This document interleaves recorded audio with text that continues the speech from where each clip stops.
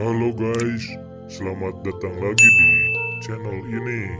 Semoga kalian semua dalam keadaan baik-baik saja. Pada episode sebelumnya, kita sedang menceritakan yaitu pertarungan antara Guru Qi Kanhua dengan Bai He dan Bai Long. Dan kemudian muncullah pria yang misterius itu. Untuk lebih jelasnya, dan siapakah pria misterius itu? Mari kita langsung ke part 2.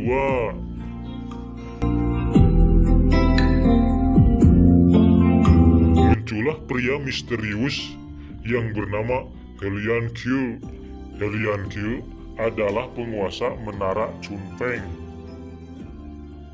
Sedangkan Guru Qi adalah orang yang ahli dalam ilmu pedang. Dan kemudian terjadilah perdebatan yang sengit di antara Helian Qiu dan juga Guru Qi. Lalu Helian Qiu mengeluarkan kungfu yang bernama Kebanggaan Angin di Musim Semi. Tapi ternyata Helian Qiu malah menyerang Bai Ho dan Bai Long. Padahal mereka itu adalah balanya ya guys. Tanpa terjadi pertarungan di antara mereka, Guru Qi bersedia menyerahkan dirinya untuk dibawa oleh Helian Qiu, tapi dengan syarat tidak boleh mengganggu muridnya, yaitu Su Faiyi. Guru Qi lalu berkata pada Su Faiyi, atau bisa disebut juga dengan Pai ya guys. Pai, pergilah kamu ke akademi dan pelajarilah keahlianmu dan selamatkan aku. Dan dia Guru Qi juga berkata bahwa nantinya orang-orang kuil Sanglin akan memburunya. Tapi tiba-tiba ada sekelompok orang yang menyerang Su Faiyi. Tapi dengan mudah dia mengalahkannya. Sementara itu, Helian Qiu membawa Guru Qi ke kuil Sanglin. Di tempat yang lain, pria yang bernama Long Ying kurang puas dengan yang dilakukan oleh Helian Qiu. Karena Helian Qiu tidak membawa dengan muridnya, yaitu Su Faiyi.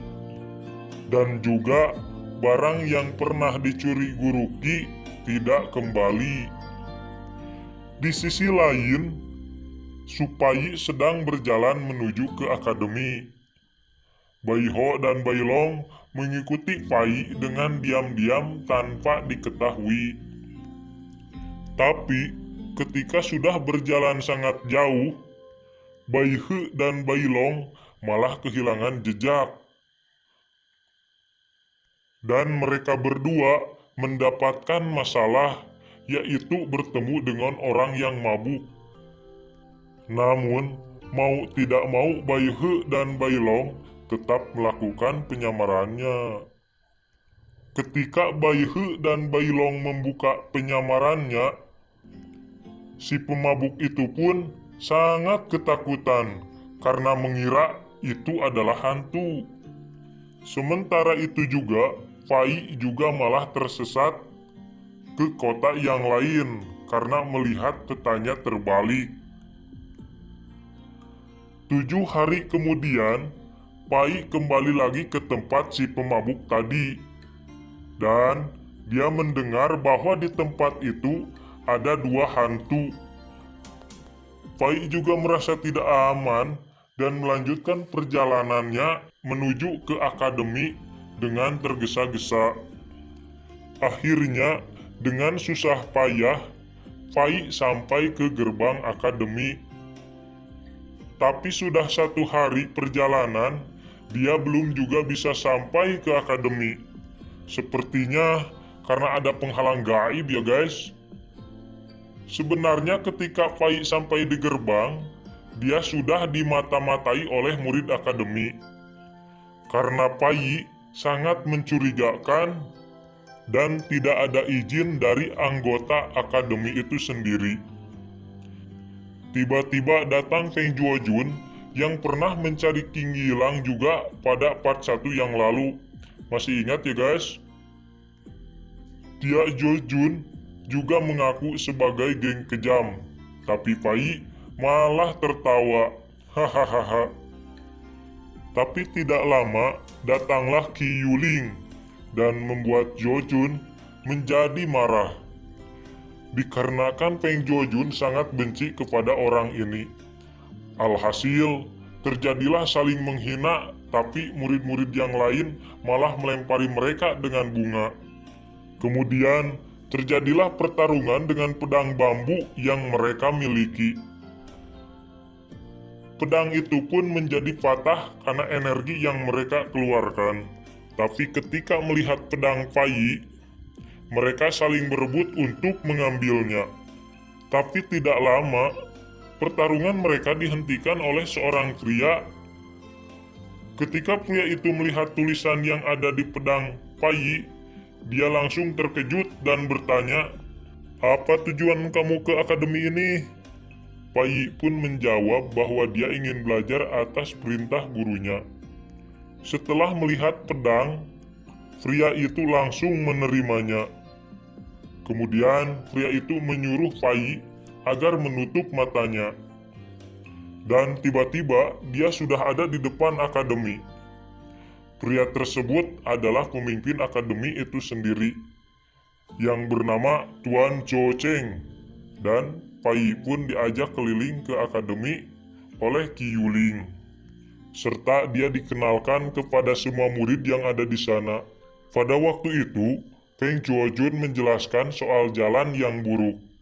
Dan dia juga menjelaskan kalau dunia sekarang adalah dunia bela diri. Dan meski kuil Sanglin masih memiliki kapasitas untuk bertahan, tapi pembunuhan, pembantaian di berbagai faksi dunia bela diri masih terus berlanjut. Dan satu-satunya cara menurutnya untuk menyelesaikan masalah ini adalah menjadi lebih kuat lagi. Sementara mereka belajar, ternyata Longi sudah mengetahui kalau Bai He dan Bai Long gagal menghadang Pai. Dan kini Pai sudah masuk ke dalam akademi dan akan menjadi sangat sulit bagi mereka untuk menangkap Pai, guys. Dan akan menjadi sangat sulit bagi mereka untuk menangkap Pai, ya guys. Dan mereka juga merencanakan agar dunia bela diri menjadi lebih kacau lagi. Padahal di pandangan orang-orang dan akademi, mereka adalah kelompok yang membela kebaikan. Tapi sebenarnya merekalah yang berbuat kekacauan, guys, yaitu anggota kuil Sanglin itu sendiri. Dan bagaimana kelanjutannya, nantikan lagi di part 3. Burung Irian, burung cendrawasih. Cukup sekian dan terima kasih.